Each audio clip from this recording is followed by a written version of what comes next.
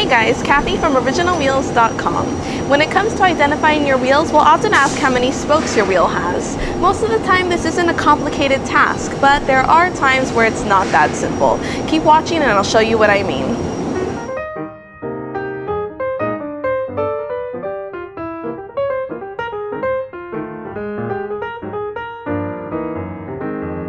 So quick, how many spokes does this Acura wheel have?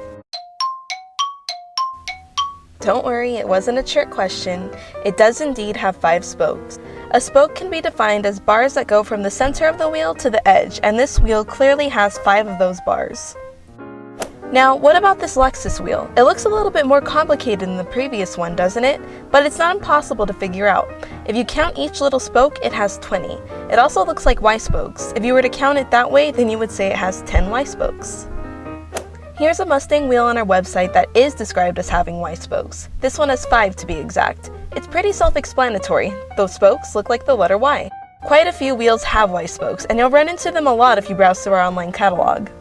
So there are some cases where the spokes look something like this. For this Mini Cooper wheel, we would say that it has 7 double spokes. They can also be described in a variety of different ways.